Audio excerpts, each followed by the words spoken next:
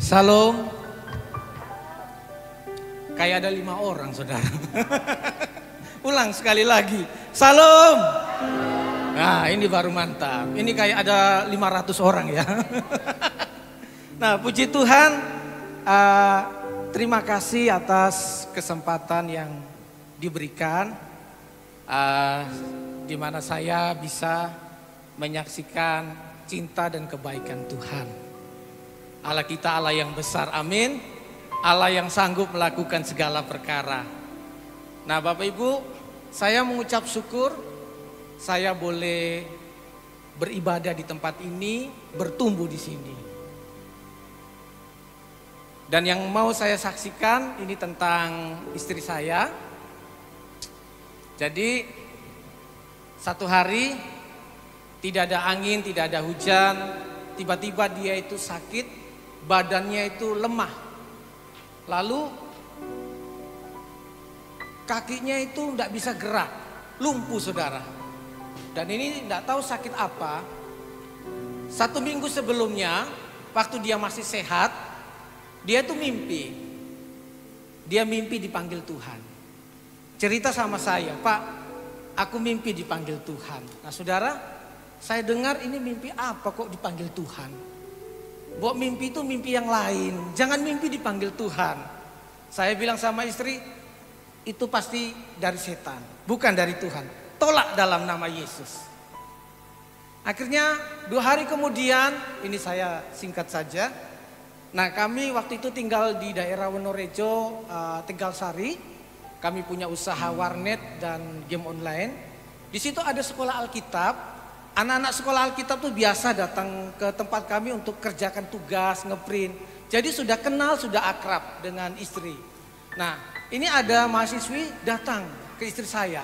Dia bilang, "Kak, kakak baik-baik saja?" "Iya, saya baik." "Kenapa, Dek?" "Kakak ada masalah?" "Enggak." "Kakak sakit?" "Enggak." "Kenapa?" "Aku mimpi kakak dipanggil Tuhan." "Loh kok cerita sama saya?" Itu kebetulan. Saya bilang, tolak dalam nama Yesus. Itu pasti dari setan, bukan dari Tuhan. Nah besoknya saudara, kakaknya yang dari Nias, itu telepon, istri saya orang Nias. Telepon, "Dek, kamu baik-baik saja?" "Baik." "Kamu sakit?" "Enggak." "Kamu ada masalah dengan suamimu?" "Enggak." "Kenapa, Kak?" "Aku mimpi kamu dipanggil Tuhan." Waduh saudara. Nah kakaknya yang dari Nias ini, dia pernah mimpi sama orang lain dan benar-benar dipanggil Tuhan orang itu. Waktu cerita sama saya mulai takut. Waduh, jangan-jangan. Akhirnya malamnya saya berdoa sungguh-sungguh. Saya bilang, "Tuhan, jangan panggil istri saya." Jadi saudara, hari itu dia lemah, tidak bisa jalan, jadi kemana-mana itu saya gendong. Lalu kami pergi ke dokter, periksa, terus dokter juga bingung ini sakit apa, disuruh periksa darah. Waktu itu di Kartini di Biotes, kita periksa di situ, hasilnya saya kasih ke dokter. Dokter bilang gini, dia lihat ternyata kanker darah, leukemia. Jadi apa itu, darah putih makan darah merah ya, ya seperti itu. Dan dokter bilang, wah ini jenisnya agak beda dan ya buat saja istrinya senang, sukacita. Umurnya mungkin ya sekitar 2 minggu lagi. Jadi tidak lama. Memang bisa untuk memperpanjang umur. Katanya diambil sumsum tulang belakang atau bagaimana. Itu bukan menyembuhkan, tapi untuk memperpanjang umur saja. Ada tetangga kami juga kena leukemia, meninggal saudara. Jadi hari itu saya pulang. Nah dokternya ini dia bilang begini, yang saya ingat. Bagi manusia itu mustahil. Bagi manusia itu tidak mungkin. Tapi bagi Allah tidak ada yang mustahil. Nah, tapi waktu itu saya dalam hati ya mungkin masih natural juga. Saya bilang, dokter kan kebanyakan begitu. Kalau dia sudah tidak bisa, dia lemparkan sama Tuhan. Ya kan? Akhirnya ya sudah di rumah masih saya gendong kemana-mana, ke kamar mandi, ke meja makan, ke kamar. Jadi dia tidak bisa jalan sendiri, saya gendong.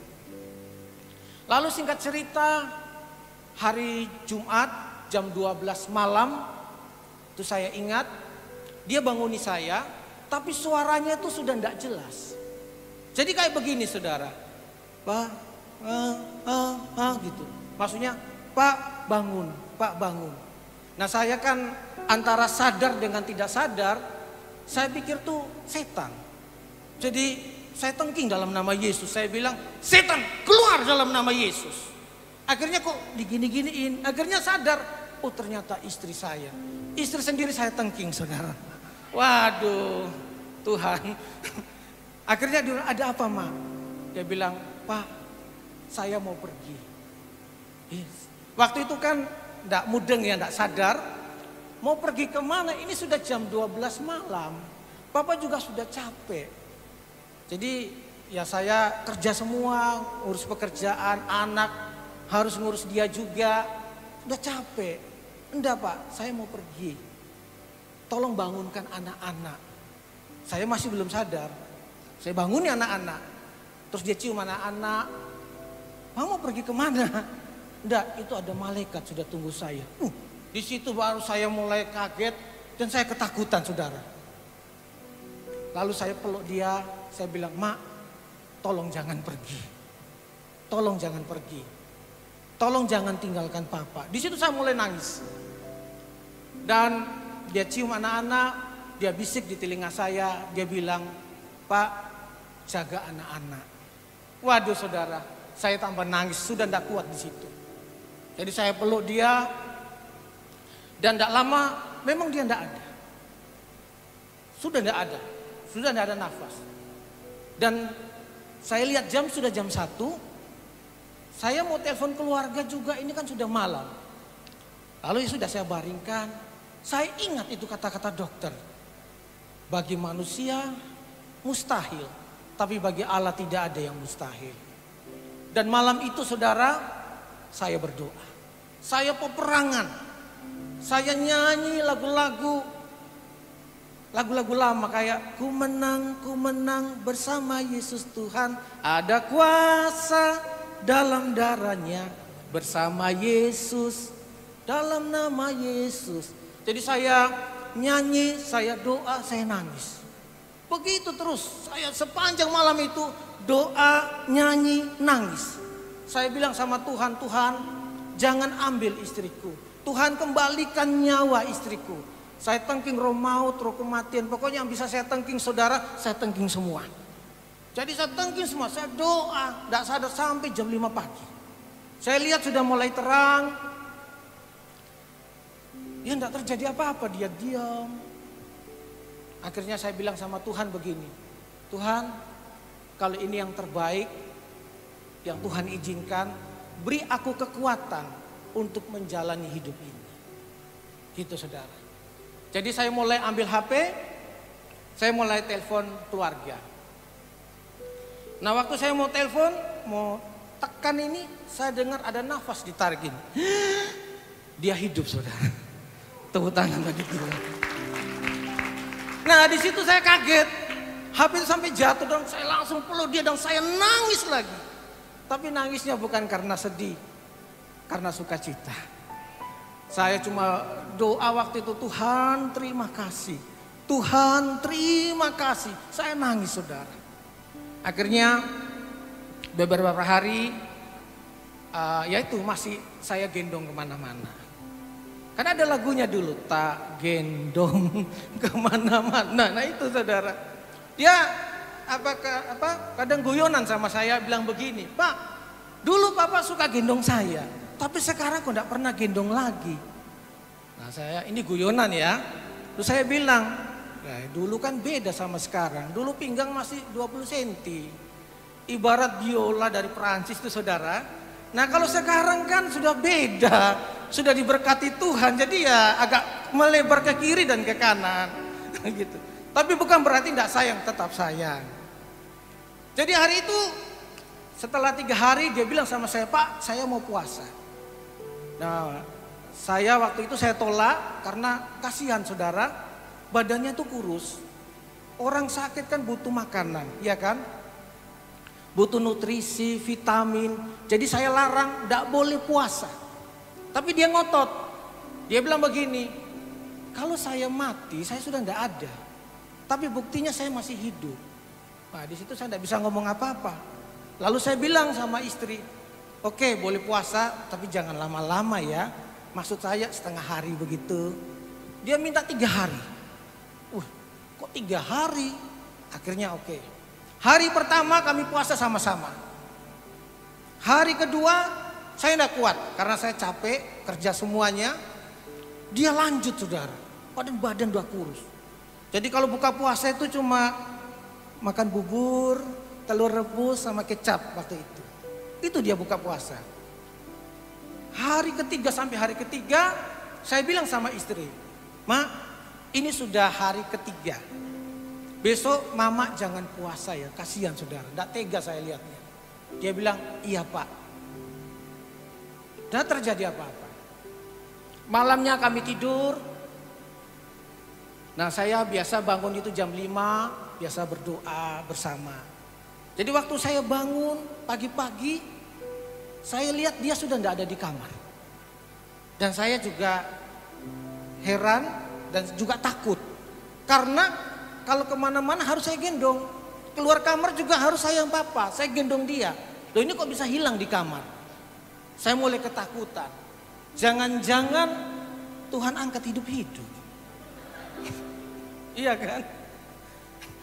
Nah kalau memang benar Tuhan angkat hidup-hidup, wah saya siap berdoa lagi saudara. Tuhan tolong turunkan kembali istri saya. Gitu.